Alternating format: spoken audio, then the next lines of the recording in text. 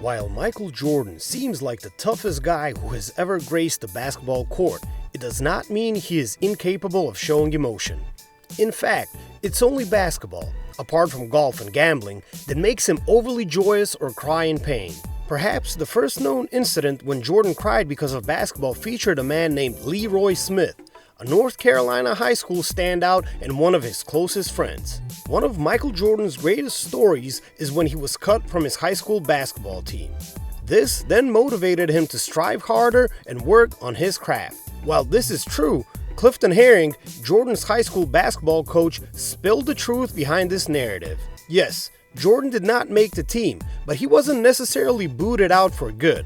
In addition, it was Leroy Smith who triggered Jordan to be the best basketball player he could ever be. The Laney Bucks did have one major weakness, and that was size. They didn't have a returning player taller than 6'3". In those days, it was rare for sophomores to make varsity. Herring made one exception in 1978, one designed to remedy his team's height disadvantage. This is part of the reason Mike Jordan went home and cried in his room after reading the two lists. It wasn't just that his name was missing from the varsity roster. It was also that, as he scanned the list, he saw the name of another sophomore, one of his close friends, the 6'7" Leroy Smith. Said Clifton Herring, per Sports Illustrated via Bleacher Report. Way before Jordan took things personally against the Indiana Pacers, Dan Marley, Clyde Drexler, Charles Barkley, and a slew of others, it was Leroy Smith. Legend has it that Jordan checked into hotels under his rival's name.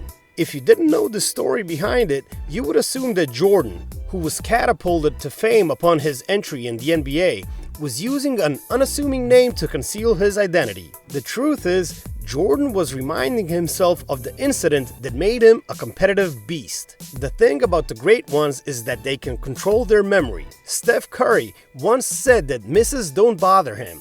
It never bothers his confidence. When he lines up for his next shot, he's always confident that it'll go in.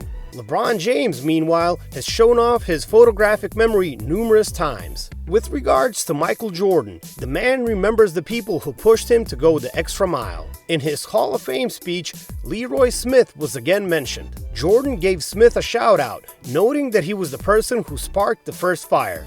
And then there's Leroy Smith. Now you guys think that's a myth. Leroy Smith was a guy when I got cut. He made the team, on the varsity team, and he's here tonight. He's still the same 6'7" guy. He's not any bigger. Probably his game is about the same. But he started the whole process with me, because when he made the team, and I didn't, I wanted to prove not just to Leroy Smith, not just to myself, but to the coach that picked Leroy over me. I wanted to make sure you understood.